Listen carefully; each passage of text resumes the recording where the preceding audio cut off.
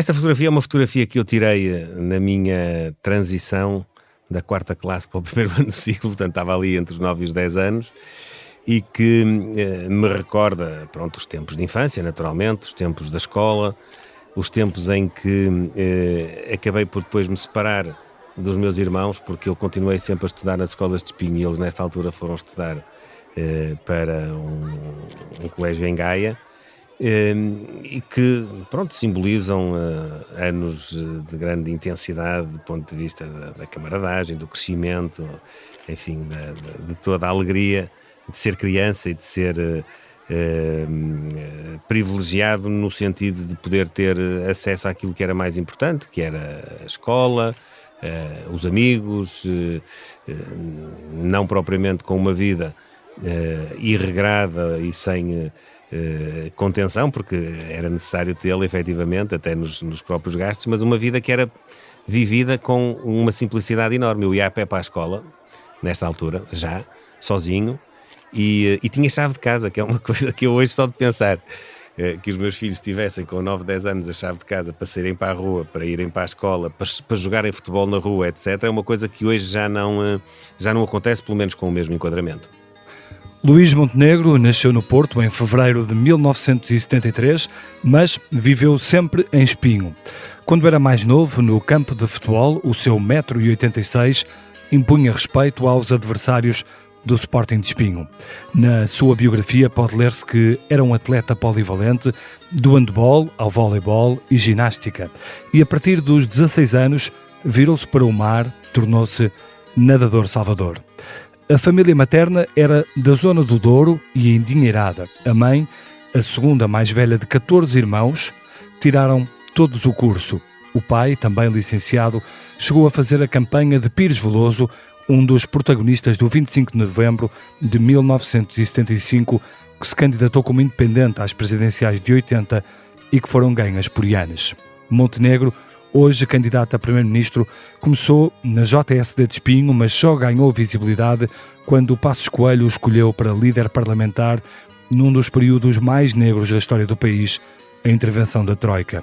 Sobre Passos, diz hoje que tem uma grande relação de trabalho e que a sua maior referência política é Cavaco Silva, como ficou claro no último congresso. Eu sou o Bernardo Ferrão, nasci no Porto em 1976 e este é o Geração 70, um podcast com os protagonistas de hoje que nasceram naquela década e como as suas vidas foram sendo moldadas por um país que tanto prometeu. Sejam bem-vindos.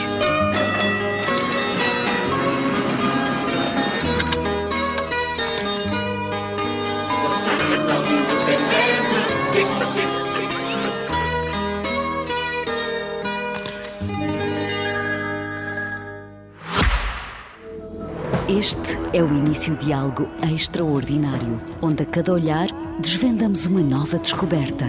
O novo Kia EV9 representa a visão da marca para o futuro da mobilidade sustentável.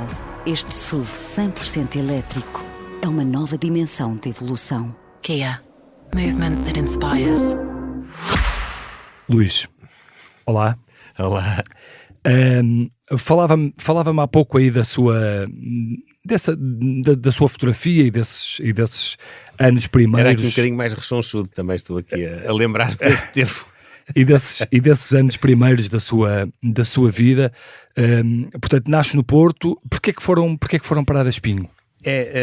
Os meus pais, a minha mãe foi economista de carreira, fez um percurso profissional que começou na antiga Caixa de Previdência, depois transitou para o Ministério da Saúde, trabalhou na Administração Regional de Saúde do Porto, e o meu pai, que era 2 anos mais novo, já faleceu, entretanto, do que a minha mãe, licenciou-se em Coimbra em Direito. E o primeiro emprego que eles tiveram foi em Viseu, e conheceram-se nessa altura e acabaram por casar. Quando casaram, pediram transferência para o Porto e foram viver para o Porto. O meu irmão mais velho, que também já faleceu, 1 ano e 3 meses mais velho do que eu, ainda viveu 1 ano, mais coisa, menos coisa, no Porto, até que os meus pais se mudaram para Espinho. Porquê em Espinho? Porque o meu avô materno tinha uma casa em Espinho que tinha sido, que tinha recebido numa herança de um tio-avô, e que era utilizada pela família sobretudo como casa de férias. Era uma casa No grande, verão. no verão, perto da praia, e era sobretudo utilizada com essa finalidade, apesar desse tio-avô do meu avô ter casado com uma senhora de Espinho, e portanto a origem não é propriamente a origem das férias, é mesmo uma origem familiar, mas que depois se transformou durante várias décadas nessa dinâmica. Os meus avós ainda viveram em Espinho há alguns anos, porque o meu avô materno era conservador do registro predial, e trabalhou em vários sítios, mas grande parte da sua carreira profissional antes de regressar à base, ao Douro, que é uma história também engraçada, viveu alguns anos nesta casa, e portanto alguns dos meus tios nasceram nesse contexto, cresceram, estudaram em Espinho. A minha mãe já não. A minha mãe, quando o meu avô foi para Espinho, já estava numa fase mais adiantada, porque ela é, como disse, a segunda mais velha de 14 irmãos, e portanto os meus pais acabaram por ir viver para Espinho, primeiro nessa casa do meu avô e depois numa casa arrendada, que foi a casa onde eu vivi, onde me recordo já de todas as minhas recordações já são desta casa, embora também tenha conhecido bem a outra. E era uma boa vida em Espinho? Era uma vida muito, muito boa, ainda hoje evoluiu muito Espinho. Ainda hoje creio que se preserva o essencial, mas era uma vida muito boa. Porquê? Porque é que Espinho era bom? Porque Espinho é uma cidade... Eu conheço bem Espinho. É uma cidade a família pequena. Da minha mãe é de lá perto, é da Granja. A Praia da Granja? Praia da Granja. Confronta com Espinho. Mas Espinho é uma terra muito, muito interessante, porque é uma terra pequena em dimensão, mas muito plana e com praticamente todos os serviços públicos essenciais, com uma bela praia, com uma tradição... Muito perto do Porto. Uma tradição até de algum glamour, uma terra com casino, uma terra com golfe, uma terra com condições naturais, uma grande piscina municipal que fica mesmo em frente ao mar, com boa hotelaria, boa restauração. E depois tem a vantagem de tudo aquilo que não há em Espinho há perto, porque há uma grande cidade ao lado, que é o Porto, e hoje até com enfim, toda a dinâmica da área metropolitana. Mas é de facto uma terra onde se consegue ter boa qualidade de vida. Na altura os meus pais trabalhavam, o meu pai trabalhava na RTP, embora fosse advogado, no Monte Virgem. Ele em 1976 acabou por ir trabalhar para a RTP como diretor do Centro de Produção do Porto da RTP, depois foi diretor adjunto, depois esteve também lá no gabinete jurídico. Eu próprio passei algumas férias nas colónias de férias da RTP, que eram precisamente já no Concelho de Gaia, já ali em Miramar, da parte da manhã na praia e à tarde nas próprias instalações do Monte da Virgem, que tem uma bela piscina, tem um campo de ténis e de jogos, enfim, polivalente. Mas, portanto, meu pai trabalhava em Vila Nova de Gaia e a minha mãe trabalhava no Porto, mas tinham uma acessibilidade relativamente facilitada. O meu pai mais, porque ir para Gaia tem uma grande diferença, é que não é preciso passar a ponte e, portanto, o acesso era rápido ao Monte da Virgem. A minha mãe tinha a vida mais dificultada, ia de comboio e depois tinha que apanhar o autocarro, o serviço onde ela estava. Mas era uma vida fácil nessa altura, a vida de Espinho? Era fácil porque... Os pais estavam os dois com trabalho? Porque era fácil para nós, mais do que para os meus pais, em particular para a minha mãe. A minha mãe fazia um esforço enorme, nós éramos 3 irmãos, e era preciso tratar, enfim, de toda a dinâmica familiar, mas ter o seu percurso profissional também, não é? E não era fácil. Muitas vezes quando precisamente há bocadinho dizia, quando os meus irmãos foram estudar para Gaia e eu fiquei em Espinho, a minha mãe deixava-me o almoço pré-cozinhado, portanto levantava-se às 6 da manhã, deixava aquilo pré-cozinhado e depois era eu que vinha da escola, cozinhava para mim e para o meu pai, porque o meu pai tinha o hábito de que não prescindia de ir almoçar a casa. Eu gostava de almoçar em casa, pronto. E eu durante vários anos tinha essa rotina com ele. Portanto, para os meus pais não foi tão fácil como isso, e sobretudo para a minha mãe. Para nós era muito bom, porque nós íamos a pé para todo lado, as ruas eram ruas com muita segurança, nós brincávamos na rua. As escolas eram boas, ainda são, mesmo em termos de qualidade. Escolas públicas boas. Depois os seus filhos andaram nessas escolas também? Já conto, só dizer, depois havia a Academia de Música, havia 2 grandes coletividades desportivas, o Sporting Clube de Espinho e a Associação Académica de Espinho, 2 clubes ecléticos com várias ofertas, havia piscinas cobertas para a natação, portanto todas as ofertas culturais, desportivas, complementares da escola também existiam. Eu costumo dizer além de haver tribunal, finanças, conservatórias e por aí fora, até um departamento do CEF em Espinho. Eu já conheci pessoas de Lisboa que vão ao CEF de Espinho para poder ser atendidas mais rapidamente do que aqui na isso não na zona. acontece só em Espinho, acontece em várias zonas. Eu sei, mas portanto é para dizer há pessoas que vão fora de Lisboa. Essa dinâmica era uma dinâmica que favorecia muito a qualidade de vida, sem dúvida nenhuma. Os seus filhos andaram nessas escolas públicas? Os meus filhos estudaram exatamente nas escolas que eu frequentei, e eu depois tive, a determinada altura, que fruto da vida que eu tinha e dos reflexos que essa vida tinha no percurso deles, tive que os transitar para um colégio no Porto, por uma razão. Primeiro começou, sobretudo, com o meu filho mais velho. Começou a ter alguns problemas na escola por causa da vida pública do pai, alguns episódios com colegas, com pais de colegas, às vezes até com funcionários e professores. Algum bullying? Não vou tão longe, mas não vou tão longe no sentido que não era uma coisa permanente, mas houve 2 ou 3 episódios e houve uma altura que decidi protegê-los um bocadinho mais e ao mesmo tempo também suprir um bocadinho da falta que eu próprio fazia por passar parte da semana em Lisboa. Sente que não teve muito presente na vida dos seus filhos? Sinto que houve períodos em que tal como a sua mãe não tinha estado tão presente na sua? Não, a minha mãe, apesar de tudo, teve mais, não é? Tinha um percurso profissional e isso obrigava a conciliar a vida profissional e familiar, mas apesar de tudo não na condição em que eu estive, porque eu estive muitos anos em que grande parte da semana passava em Lisboa. E o meu filho tinha 1 ano, o mais velho, quando eu vim para Lisboa, e o mais novo já nasceu depois de eu cá estar, portanto... Gostava de estar aqui em Lisboa quando esteve cá essa longa temporada, ou ia todos os fins de semana ao Porto? Não, eu ia todos os fins de semana à casa. Eu tive sempre a minha base familiar, que aliás uma das explicações é exatamente a educação dos meus filhos e o crescimento dos meus filhos, porque para além da vida política não ser uma vida tão previsível quanto isso, que aliás se demonstra por estes dias, eu quando vim para exercer as funções de deputado, eu não sabia se vinha 1 ano ou 2, se vinha muitos anos, não fazia ideia, portanto nós estamos sempre à espera de saber se a situação se vai alterar ou não.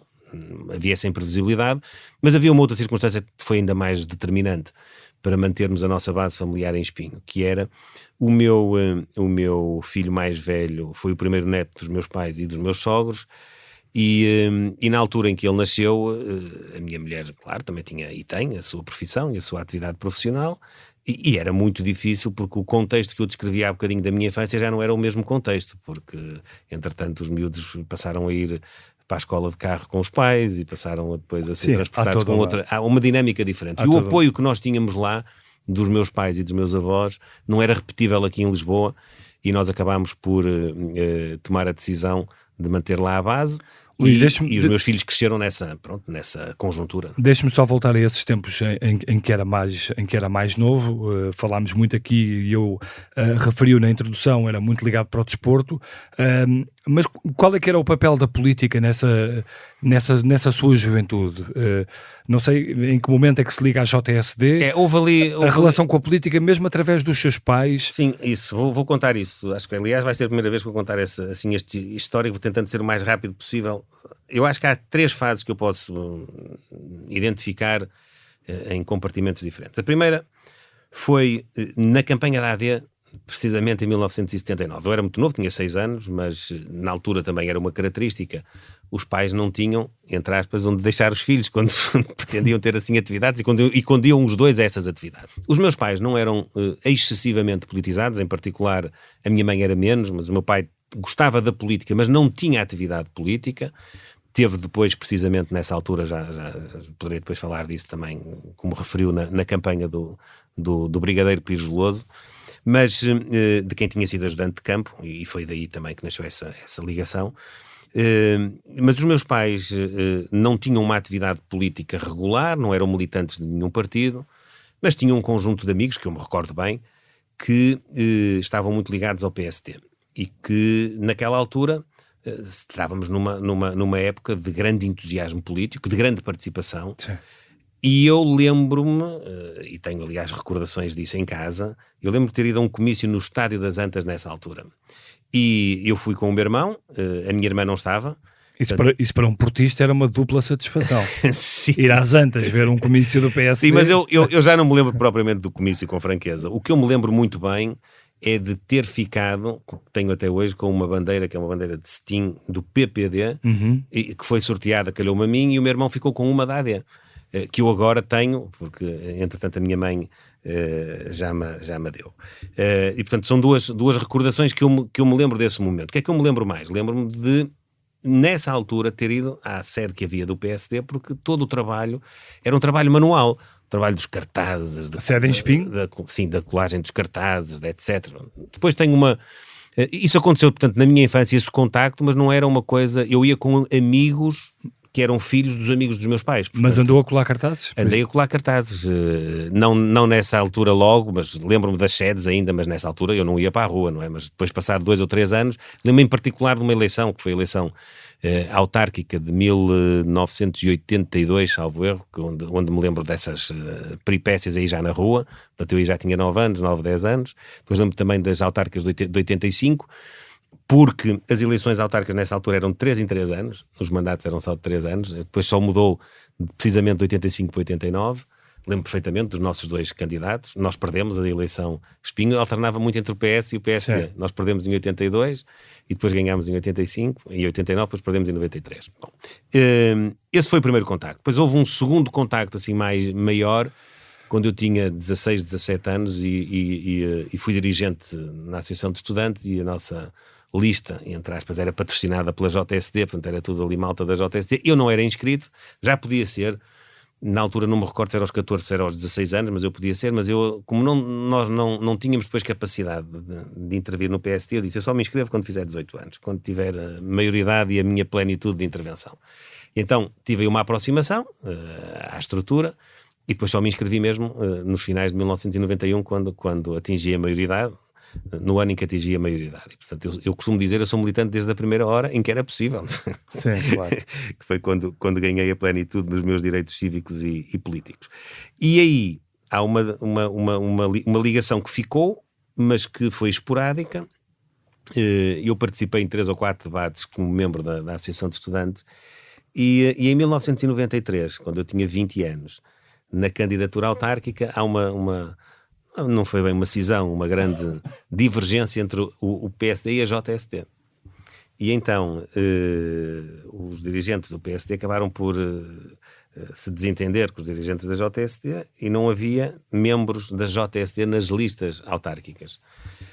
Eu não era dirigente ainda de nada, e portanto lembro-me perfeitamente de uma pessoa ter comentado, aliás, de ouvir contar essa história, ter comentado aquele rapazinho que vinha aos colóquios e tal, pá, que falava muito bem, nós podíamos ir buscá-lo para a Assembleia Municipal. Pronto, e eu acabei por ser convidado numa altura. Também foi o primeiro contacto que tive com o Pedro Passos Coelho, é curioso. Eu nem sei se ele se lembra bem disso.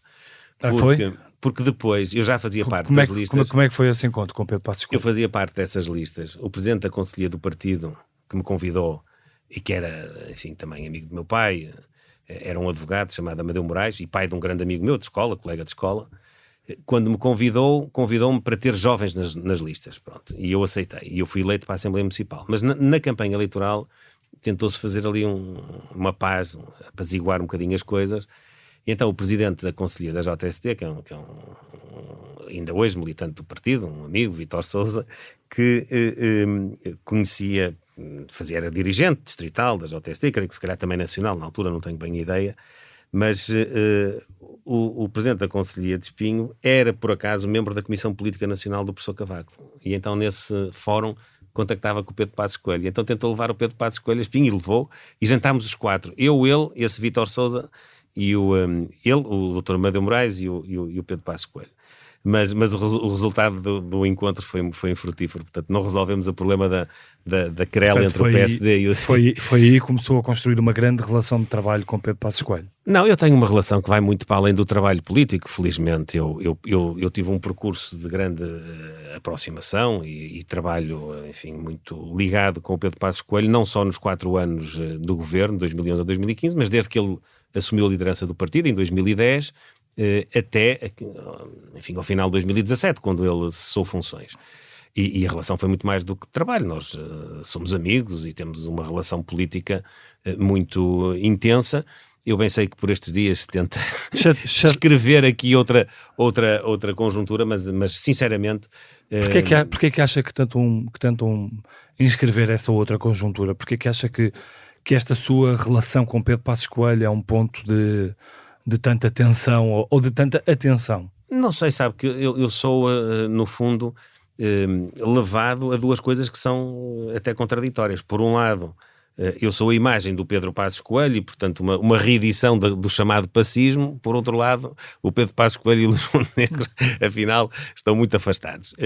Eu creio que não, eu creio que são períodos políticos diferentes e, eventualmente, há uma outra matéria na qual nós não temos exatamente a mesma opinião, mas eu não vou estar agora a falar disso. Não, claro, aquilo que eu posso dizer... embora haja momentos na vossa relação que marcam diferenças.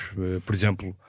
o momento sobre a questão da eutanásia, é verdade. Aquela tomada de posição que Pedro Passos Coelho tomou num artigo no Observador perante algumas respostas suas, foi um momento de... Sim, em que um ou outro ponto de vista diferente foi enfim, aconteceu, mas isso não... Ainda agora não foi essa a primeira nem a última vez, sim. Portanto... Não, aliás, ainda agora na Convenção, o Luís Montenegro diz que é preciso restabelecer a confiança com os reformados, e essa confiança desfez nesse governo. Mas não foi nem por intenção e muito menos por culpa, não é, de política de Pedro Passos Coelho. Houve uma conjuntura política que acabou por criar um estigma junto dos pensionistas face ao PSD, que é injusto. Eu, aliás, disse, eu não quis estar a perder tempo com isso, porque nós não podemos falar de tudo e até à exaustão, e eu já falo muito como mas acha que essa frase pode ter sido mal entendida por Pedro Passos Coelho? Não, acho que não, sinceramente acho que não. Eu acho que eu fui muito franco e honesto na predisposição que temos de fazer esta reconciliação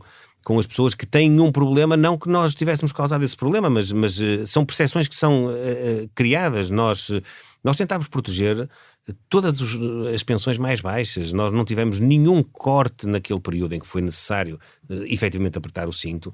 Abaixo de 1.100 euros, salvo erro, e entre 1.100 e 1.500 também não... e entre 1.100 e 1.500 euros foi uma componente muito reduzida, sempre feita com grande equilíbrio, com grande sensibilidade social. Agora, houve algumas matérias, por exemplo, os pensionistas também pagam IRS, e houve mexidas nas tabelas de retenção na fonte que fizeram com que as pessoas pensassem que estavam a receber menos, e não estavam. Só que a retenção na fonte era maior, e depois quando entregavam as suas declarações de IRS, isto é muito técnico de explicar, acabavam por ser compensadas.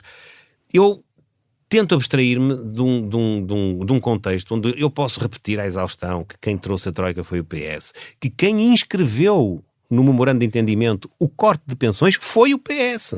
Aliás, o professor Cavaco Silva explica num dos seus livros, explica de uma forma muito elucidativa, que tentou junto, nomeadamente de Pedro Silva Pereira, que era quem estava a negociar em nome do governo, que isso não estivesse no memorando de entendimento, e acabou por estar. O Partido Socialista insistiu, tinha que estar, não conseguiu convencer a Troika do contrário. Eu podia estar a dedicar, de facto, uma atenção especial a essa explicação, só que a minha estratégia neste momento eu não estou a olhar para isso, eu estou a olhar para um outro objetivo que tenho, que é as pessoas, naturalmente tendo consciência disso, mais ou menos, mas tendo consciência disso, poderem confiar em nós. Nós não somos um partido, nunca fomos, pelo contrário, nós valorizamos sempre as pessoas que já não estavam na vida ativa. A maior valorização retributiva dos pensionistas portugueses foi precisamente num governo do PSD com o professor Cavaco Silva, o 14º mês, e nós naquele período não tivemos nenhuma vontade, nenhuma intenção de penalizar a vida das pessoas, nem dos pensionistas, nem das outras. Mas não acha que o PSD perdeu muito do que era a sua essência?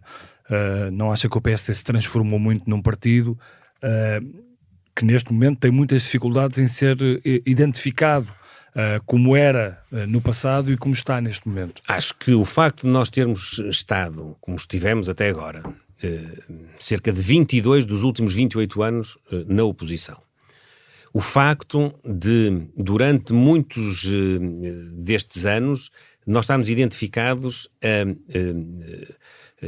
iniciativas políticas e até governativas, no caso dos dois governos, porque passámos de restrição, de recuperação, no caso de 2011, 2015, mesmo de recuperação da autonomia do país, da autonomia financeira, tudo isso, fruto das circunstâncias, efetivamente fez com que, na minha opinião, as pessoas percepcionassem duas coisas. Em primeiro lugar, que o PSD se tinha afastado.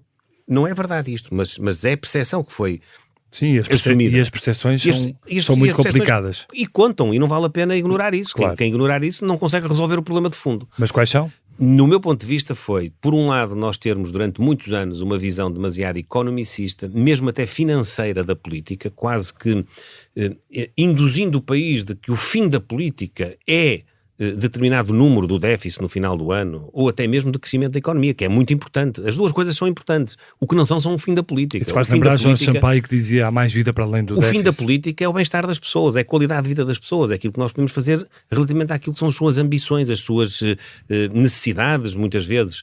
E isso faz com políticas sociais eficientes, na área da saúde, na área da educação, na área da habitação, na área até da cultura, do desporto.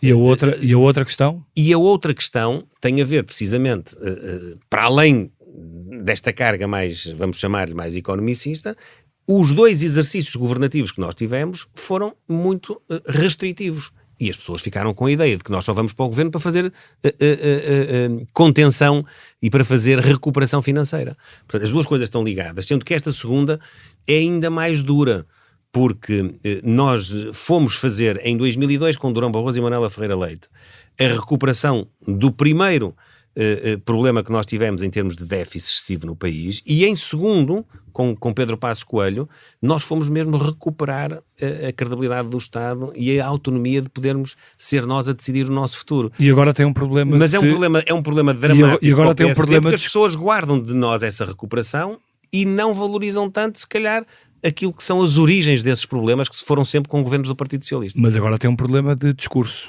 que é muito desse trabalho com os 8 anos de António Costa, apesar de tudo, nessa frente económica, frente financeira, está bem feito, está estabilizado ou não? Não, eu aí discordo. A questão da dívida, está controlada. Eu aí discordo porque...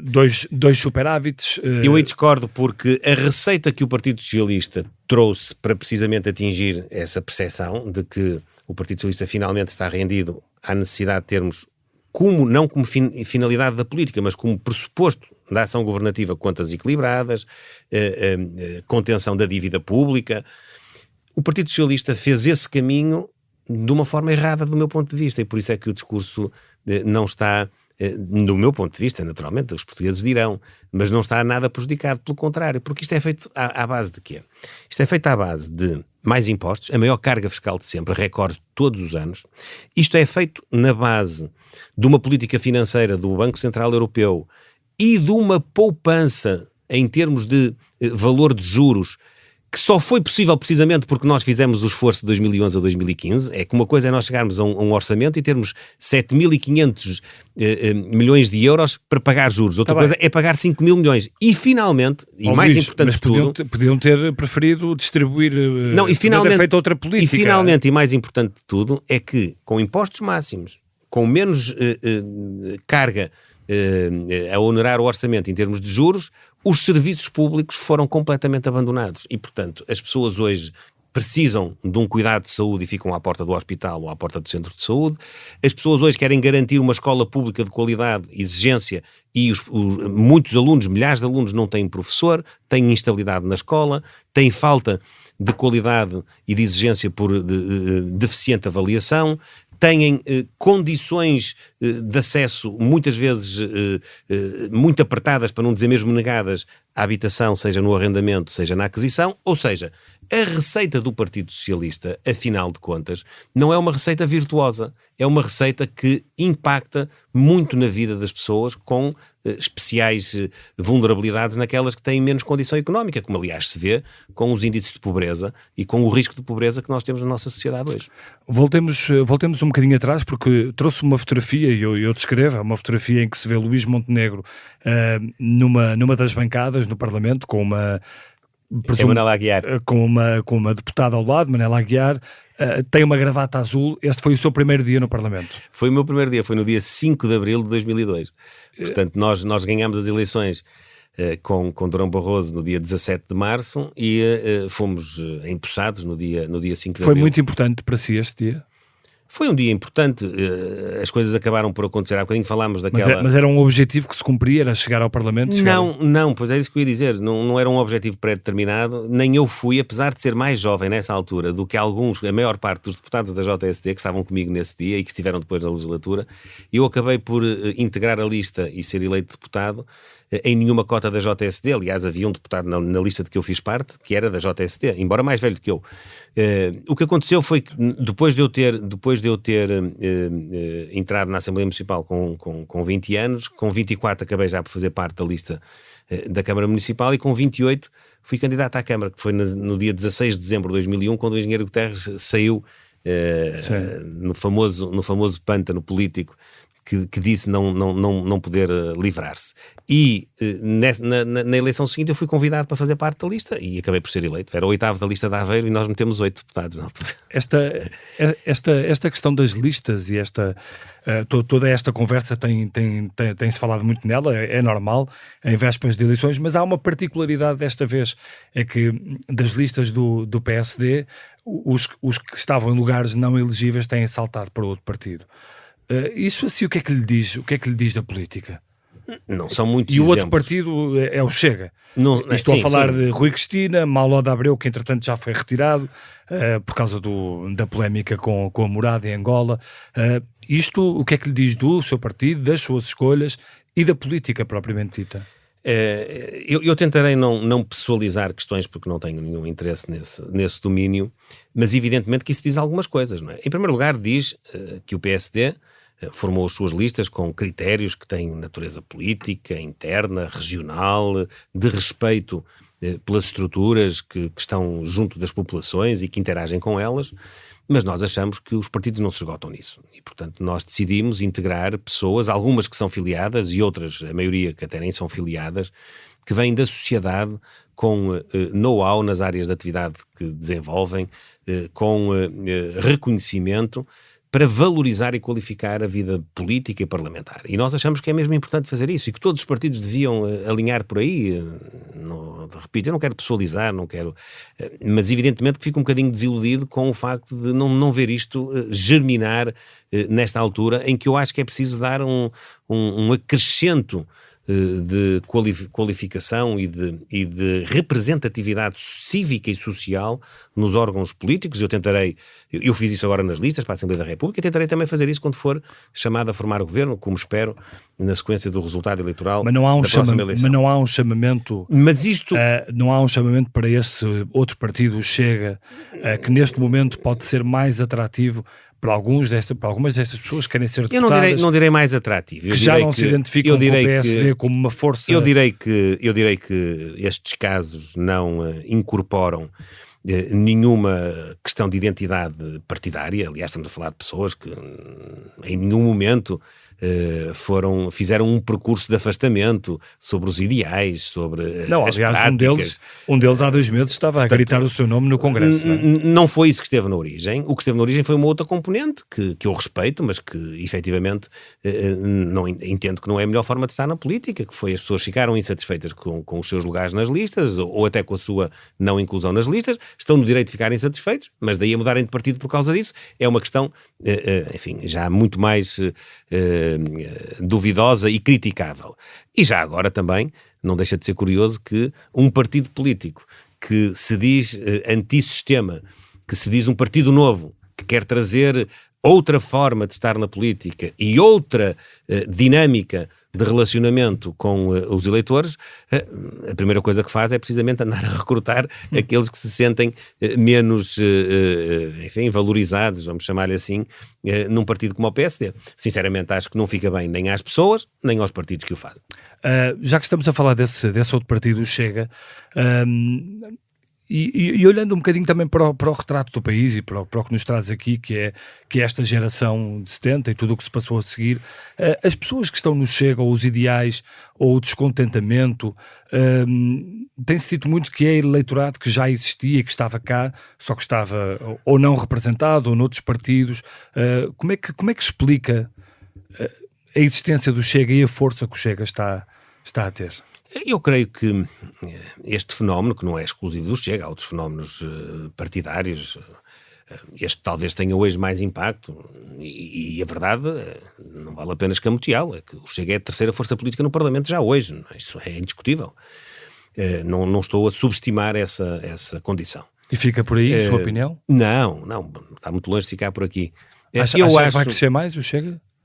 Não, estou a dizer a minha opinião de aparecimento de fenómenos destes, não é? Portanto, do Chega, da Iniciativa Liberal, do Bloco de Esquerda, do Livre, estamos a falar de movimentos políticos que, uns com mais anos, outros com menos anos, nasceram, no fundo, aqui nas redondezas dos grandes partidos. Na minha opinião, o que é que está a acontecer? O que está a acontecer já aconteceu noutros países, nomeadamente na Europa, e também acontece em Portugal à nossa maneira, e nós, apesar de tudo, somos mais contidos nesse processo. O que está a acontecer é que as pessoas, 50 anos depois da Revolução de Abril, e depois de haver tanta alternância entre PS e PSD, as pessoas estão um bocadinho cansadas e estão um bocadinho desiludidas muitas vezes com os resultados dos governos face àquilo que são as expectativas que são criadas. Nomeadamente, eu vou-lhe falar deste último. Mas está a falar contra si também, contra o seu partido. Todos, claro, estou a falar, mas mal era que o PS e o PSD, sobretudo estes, mas todos os outros, não tivessem capacidade de autocrítica, de perceberem que alguma coisa tem que se mudar para recuperar, regenerar o apoio e a confiança das pessoas. Eu cheguei ao Congresso do meu partido já 2 vezes e já disse, olhos nos olhos aos militantes do meu partido, que o problema não está nas pessoas, o problema está em nós. Nós é que temos que ter a capacidade de recuperarmos, de nos reconciliarmos com muitos dos nossos eleitores tradicionais, que efetivamente procuram outras opções. Eu aí estou de acordo. Haverá pessoas que nunca votaram, haverá pessoas novas, haverá até pessoas que eram abstencionistas. Poderá haver em todos estes movimentos políticos. Mas também há eleitores que estiveram noutras paragens. E, aliás, nem sequer com grandes fronteiras marcadas, porque acho que está mais ou menos comprovado que no caso do Chega, por exemplo, há eleitores que já foram do PCP. Sim, claro. Mas acha que o Chega neste momento é sobretudo um partido de protesto? Acho isso, não tenho dúvida nenhuma. É um partido de protesto, é um partido que acumula um apoio que nós temos de compreender, que é um apoio de frustração, de desilusão, de decepção que as pessoas têm face a esta diferença entre a expectativa e o resultado. E se há ciclo onde isso pode ficar mais elucidativo é agora, porque há um partido político que há exatamente 2 anos, conquistou uma maioria absoluta, apesar de haver Chega, apesar de haver protesto do Bloco de Esquerda, do PCP, deram ao Partido Socialista um instrumento. O instrumento foi uma maioria absoluta de deputados no Parlamento. Para quê? Para executar o seu programa de governo, produzir transformação na vida do país e na vida das pessoas. E 2 anos depois as pessoas estão decepcionadas.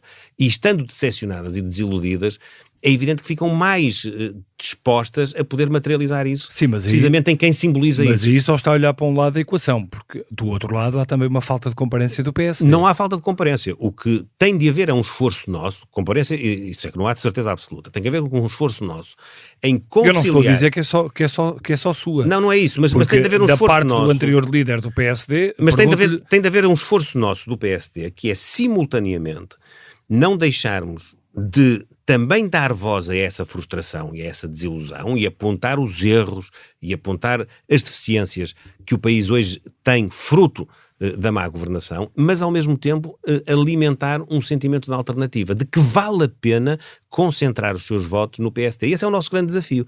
E eu quero, aliás, aproveitar esta ocasião mais uma vez para colocar aos eleitores portugueses, mesmo àqueles que estão mais decepcionados, que estão mais chateados com a vida política, com o desempenho governativo, que não desperdicem a oportunidade de mudar de governo, porque o voto nos Chega, de alguma maneira, é a melhor forma de beneficiar o Partido Socialista, de beneficiar o infrator. O voto nos Chega, no fundo, beneficia o infrator, beneficia aquele que não esteve à altura da responsabilidade que recebeu do povo.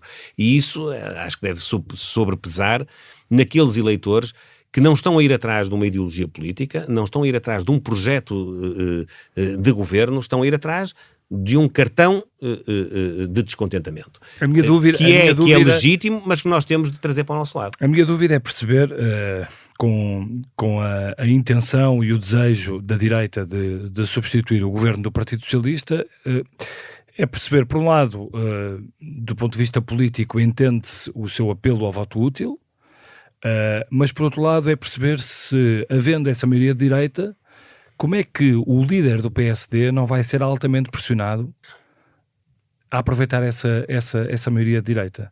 Como é que o líder do PSD, perdendo essas eleições... O líder do PSD está focado em conquistar a maioria dos votos e é nisso que eu sei, eu percebo isso, eu percebo e já ouvi essa sua resposta.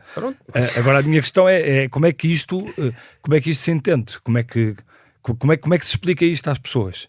Explica-se dizendo-lhes que é necessário que haja uma legitimação da alternativa política que transforma a vida do país, que transforma a vida das pessoas, que é capaz de obter mais resultados, melhores resultados do que aqueles que foram obtidos agora. E que o PSD não está apenas confinado no espectro político português a aparecer quando a casa está de pantanas para arrumar a casa. O Partido Social Democrata é um partido com uma vocação muito mais transformadora da sociedade do que aquilo que é hoje a percepção dos portugueses. Mas nós já estamos um bocadinho distantes dos 10 anos do professor Cavaco Silva, onde tivemos a ocasião de fazer essa transformação, e muito mais ainda dos anos da AD, de Francisco Sá Carneiro e de Pinto Balsemão, que acabaram por ser interrompidos da maneira que nós sabemos. Mas esse ímpeto transformador, esse ímpeto reformista, esse ímpeto de colocar no projeto nacional a ambição de estarmos na frente da Europa, de termos crescimentos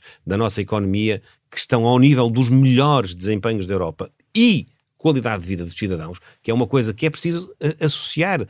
Então, o crescimento da economia não é o fim da política, é apenas um meio para nós podermos ter uma sociedade mais justa. Mas mais uma vez lhe pergunto como é que o líder do PSD, a direita, pode não aproveitar, face ao desejo e ao projeto que tem, pode não aproveitar uma maioria que saia das eleições de 10 de março. Mas nós queremos aproveitar no sentido de a conquistar nas urnas, de sermos o partido mais votado, neste caso a coligação mais votada, e podermos ter condições de executar o nosso programa. Acha que o PSD percebeu mal o que era o Chega? Não sei, sinceramente acho Geriu mal o Chega.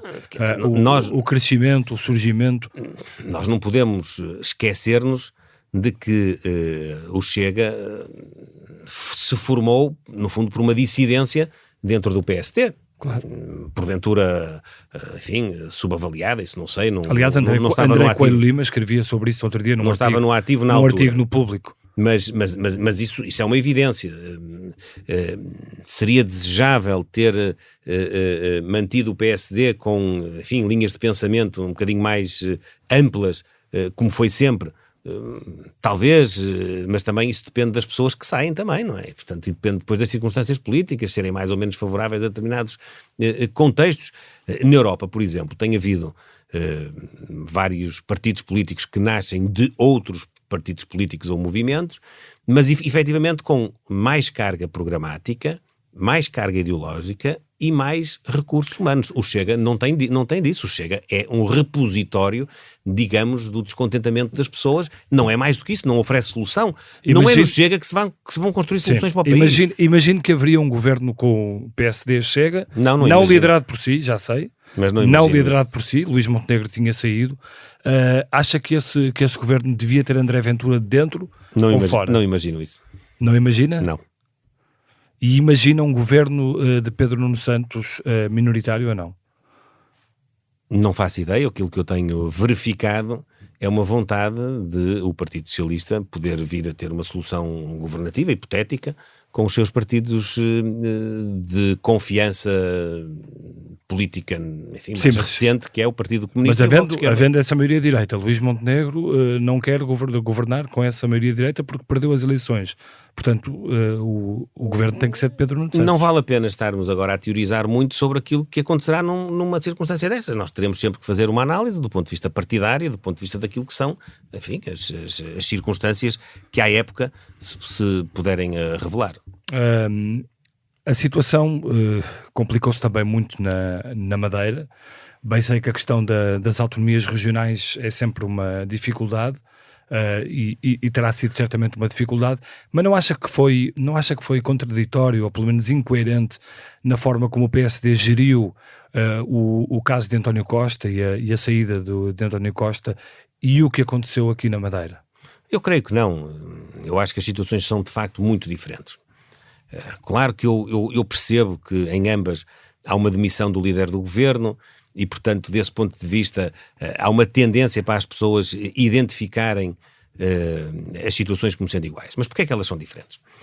O Dr. António Costa demitiu-se depois de ter tido 2 anos de governo com maioria absoluta, depois de ter assistido à saída de 14 membros do seu governo, que esteve nesses 2 anos absolutamente emaranhado, entranhado, com casos sucessivos que acabaram por bloquear a governação e acabaram por não permitir que o governo tivesse estabilidade para poder desenvolver o seu programa. O Dr. António Costa, quando foi empossado primeiro-ministro, quando o governo tomou posse, soube de viva voz do Presidente da República que se algum dia decidisse cessar as funções nesse governo, o país iria para eleições. E depois, o Presidente da República tinha, à época, a plenitude das suas funções e das suas competências, coisa que não tem neste momento relativamente à Madeira, nomeadamente em termos de dissolução do Parlamento Regional. Portanto, eu creio que as situações, tendo do ponto de vista político a semelhança dos seus líderes governativos saírem, são situações diferentes.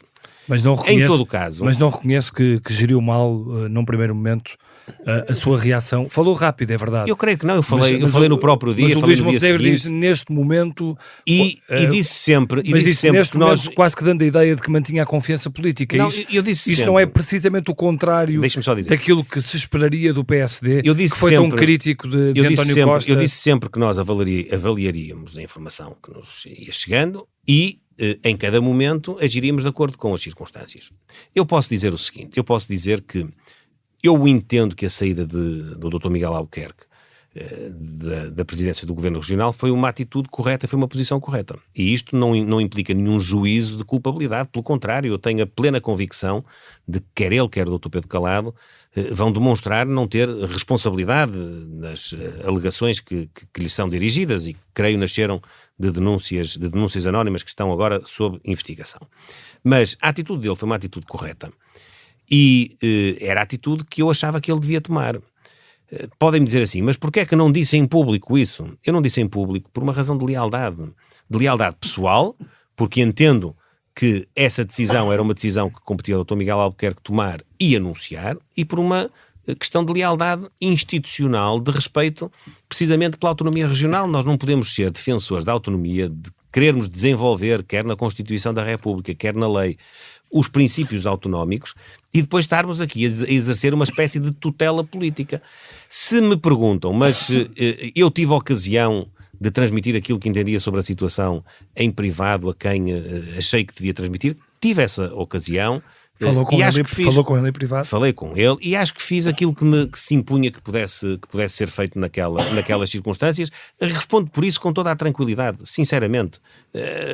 É criticável? Pois com certeza, é sempre qualquer uma das nossas atitudes seria criticável. A questão das autonomias, agora também nos Açores, pode ser um problema para si ou não? Para mim não é um problema.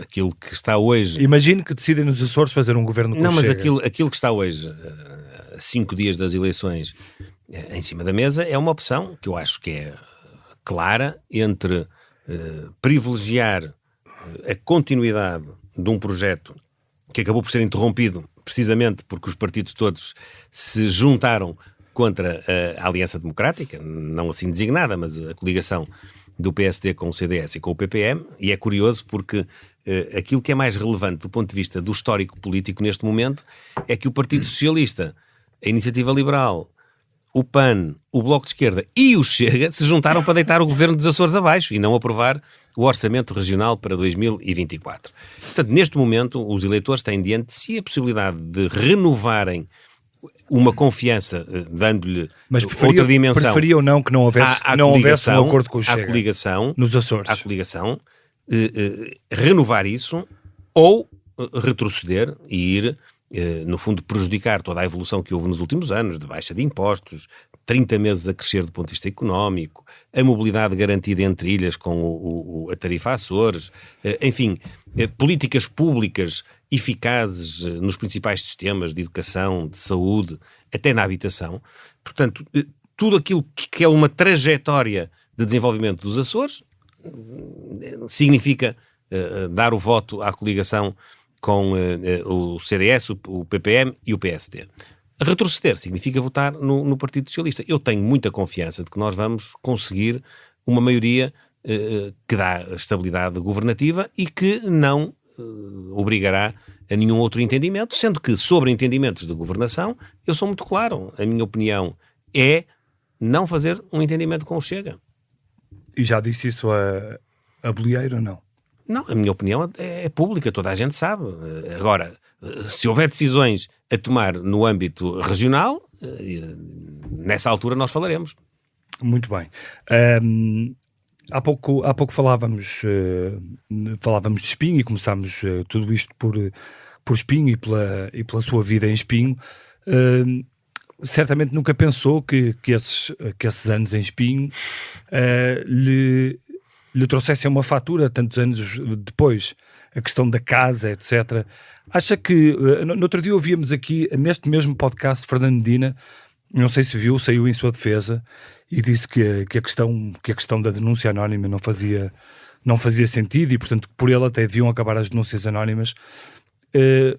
Acha que não tem mais nada a explicar sobre a sua casa em Espinho?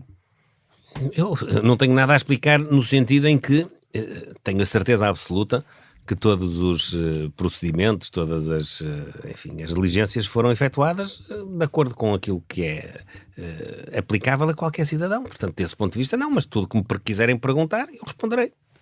Mas a questão das denúncias anónimas, como dizia aqui o Fernando Medina, o Luís Montenegro, se for Primeiro-Ministro, que tipo de reformas, porque não se ouve falar disso, da parte do PSD, nem muito da parte do Partido Socialista?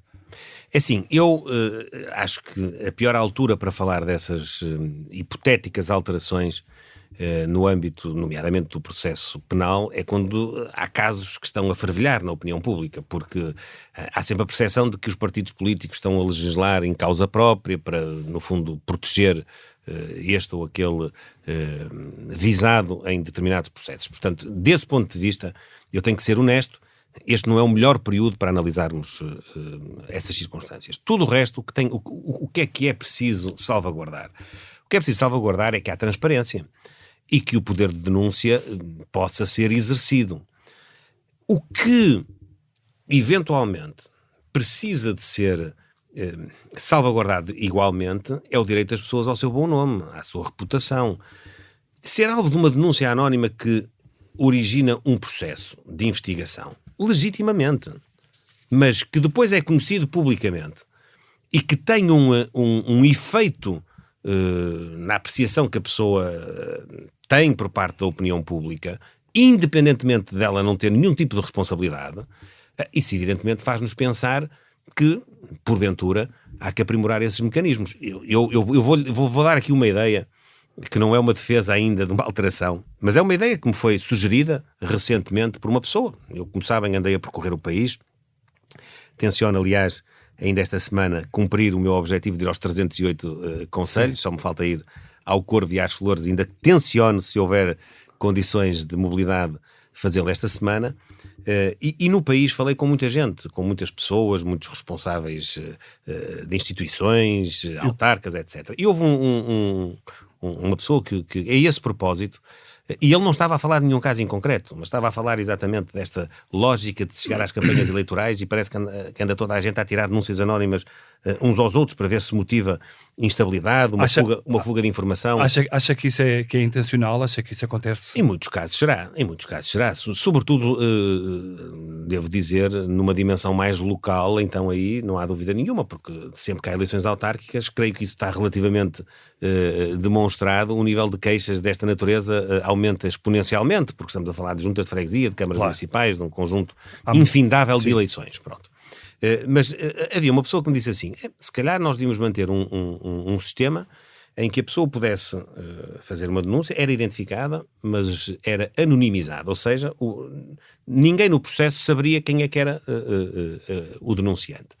E depois havia um juízo mais para a frente de aferir se aquela denúncia era pura e simplesmente uma calúnia, um ataque velado a uma pessoa, ou se, por outro lado, apesar de até não haver uma acusação e muito menos uma condenação, mas havia alguns factos que, conjugados, no fundo, faziam valer uma convicção minimamente razoável de que determinado comportamento podia ter sido tomado de forma ilícita. E nessa ocasião, a pessoa mantinha o caráter anónimo da denúncia. Na outra, de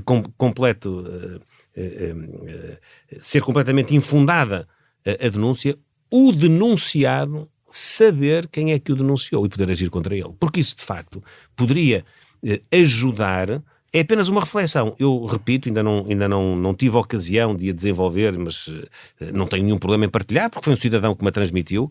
É um raciocínio que eu tendo a compreender como uma possibilidade a explorar futuramente, quando houver uma revisão que não há de ser específica deste assunto, mas poderá contemplar outras alterações no processo penal, atender como forma de dar uma responsabilização a este ato que devia ser um ato cívico e que muitas vezes é um ato pura e simplesmente de maldade. Mas acha que os partidos não avançam para aí?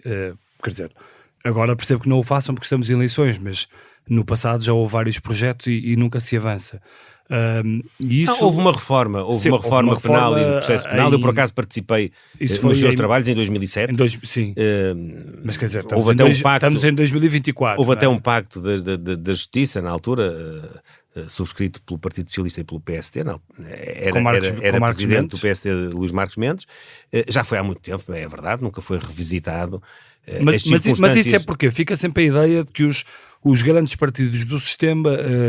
no fundo têm ambos rabos de palha e, portanto, não querem... Não, sinceramente, não há nenhuma razão dessa natureza. O que eu acho é que tem havido uma conflitualidade política tão exacerbada que os entendimentos interpartidários, nomeadamente entre os dois grandes partidos, não têm sido possíveis. Muito bem. Não vou estar aqui a fazer agora... Eu acho que a responsabilidade maior é do Partido Socialista, acho mesmo, mas não vou estar agora a dizer isso para não estar a fomentar aqui uma divisão ainda maior. Acha que, estamos a terminar, temos que avançar, acha que a sua vida tem sido suficiente para gerar confiança no eleitor nestas próximas eleições? Acha que tem um problema de confiança junto do eleitor?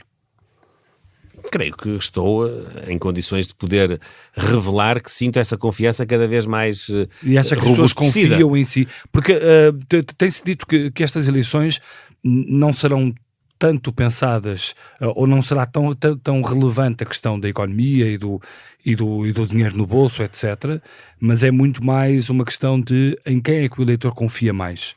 Em si ou em Pedro Nuno Santos?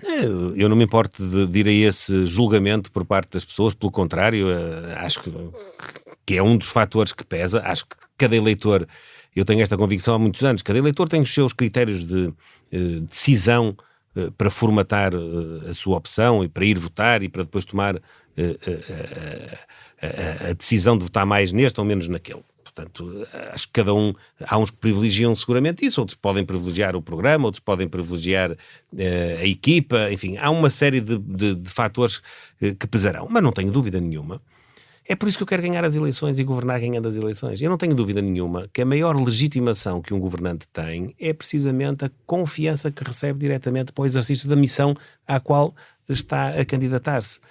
E eu compreendo que esse processo é um processo evolutivo e tenho feito o maior esforço que sou capaz de fazer para precisamente dar razões de confiança às pessoas, razões do ponto de vista da minha integridade, do ponto de vista da minha filosofia de país, da minha capacidade de liderar equipas, da minha capacidade de mobilizar o país para fazer aquilo que é necessário para termos maior qualidade de vida em Portugal, para não perdermos tantos jovens para o estrangeiro, para que as pessoas não sintam esta frustração de os poderes públicos não serem utilizados para lhes dar uma resposta àquilo que são as suas necessidades mais básicas, para que no fundo haja mais igualdade de oportunidades e haja mais justiça na nossa sociedade. Eu sinto-me capaz. Quando o Luís diz que Cavaco Silva foi a sua grande referência política, naqueles anos em que Cavaco Silva foi Primeiro-Ministro, como é que os viveu? Sentia isso? Estava muito atento ao que fazia o...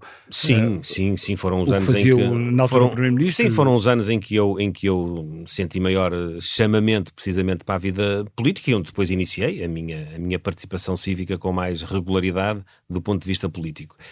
Efetivamente, foram anos em que Repare bem, o professor Cavaco Silva acabou por fazer uma demarcação com o Partido Socialista, quando foi eleito, no fundo acabou com o governo que vinha a executar o seu programa, que era um governo de bloco central, apresentou-se numa eleição, curiosamente, com uma dificuldade acrescida, é verdade, mais marcada do ponto de vista do seu impacto no Partido Socialista do que no PSD, mas também no PSD, com um movimento também crescente à época, o PRD. Sim. Acabou por ganhar a eleição sem maioria absoluta, por formar um governo de maioria relativa, ou minoritário, como alguns lhe chamam, e acabou por depois conquistar o resto da confiança que faltava com 2 maiorias absolutas. Era isso que gostava que lhe acontecesse assim? Não me importava que isso acontecesse, não sendo possível conquistar a maioria absoluta à primeira, que os portugueses nos confiassem a possibilidade de governar, de mostrarmos logo aí a nossa capacidade, e depois podemos ver isso reforçado em futuros atos eleitorais.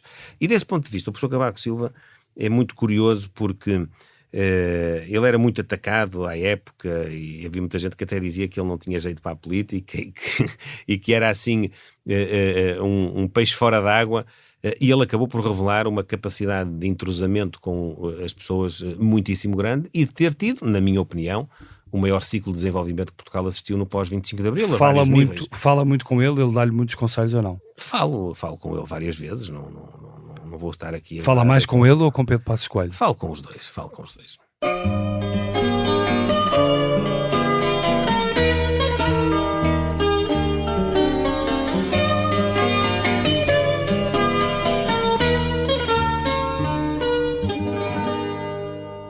Vamos então passar à segunda parte deste podcast, Luís, e eu começo por lhe perguntar pela sua desilusão. Eu acho que a minha desilusão maior, olhando para... E no fundo indo aqui buscar a inspiração de ver esta evolução, não é? De quem nasceu nos anos 70, de quem cresceu e começou a formatar mais a sua personalidade precisamente ali nos anos 80, na transição dos anos 80 para os anos 90. Uma das coisas que dei comigo a pensar por estes dias, não agora, já mais ou menos há 2 anos, quando se disputou esta guerra entre a Rússia e a Ucrânia, foi que nós que vivemos o fim da Guerra Fria, que vivemos a queda do Muro de Berlim, que idealizámos o fim de um conflito à escala global, que na altura, enfim, era o temor que todos tínhamos, com 2 polos, 2 grandes potências em confrontação. Olhando para o esforço que políticos notáveis como Helmut Kohl, como Gorbachev, Reagan, Thatcher, enfim, Delors noutra dimensão, para o esforço que fizeram os grandes Mitterrand e Chirac também, grandes políticos que fizeram um esforço para conceber um mundo mais equilibrado, com mais paz. Nós nunca... Eu pelo menos até há pouco tempo nunca antecipei que tão perto de nós uma certa reedição dessa tensão se pudesse vir outra vez a revelar e a eclodir, e acho que nós não devemos esquecer-nos que estamos em guerra, numa guerra brutal, que depois tem, infelizmente, temos outras guerras pelo mundo, sim, igualmente importantes, mas esta em particular, que é uma guerra contra os nossos valores, é uma guerra contra a nossa perspectiva de mundo, de equilíbrio.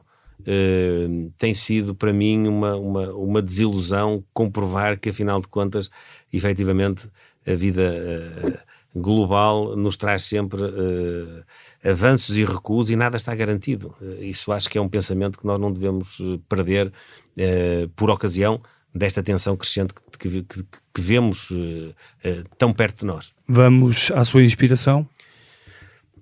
Olhando para os anos 90, eu vejo 2 pessoas por quem tenho um respeito muito grande. Já falei aqui do professor Cavaco noutra fase, mais à frente, mas 2 pessoas que de facto são muito inspiradoras. Francisco Sá Carneiro, fundador do PSD, e toda a matriz de pensamento político, o papel que nós temos no mundo, o papel que nós podemos desempenhar numa sociedade.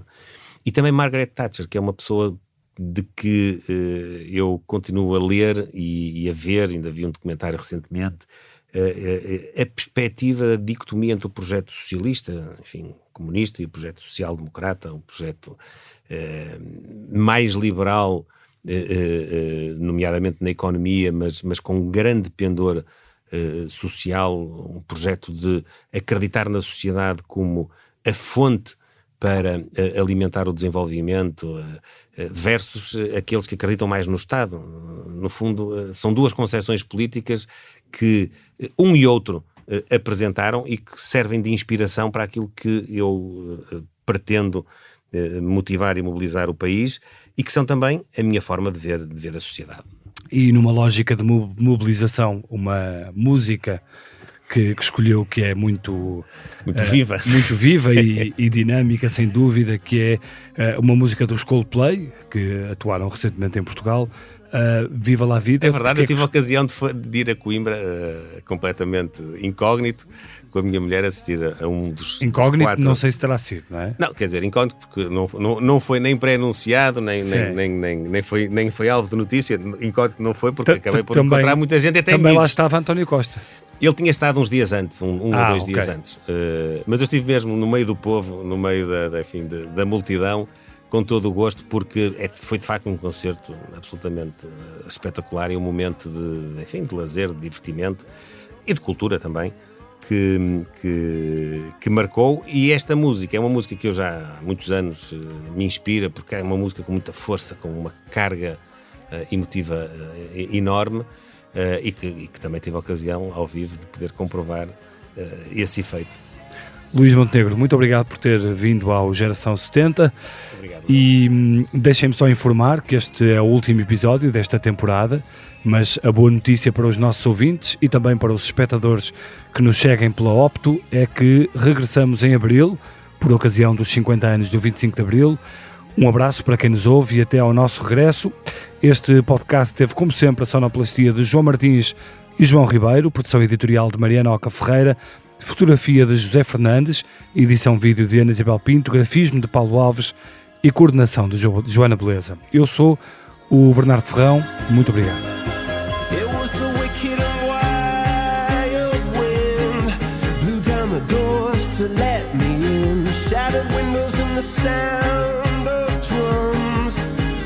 Couldn't believe what I'd become.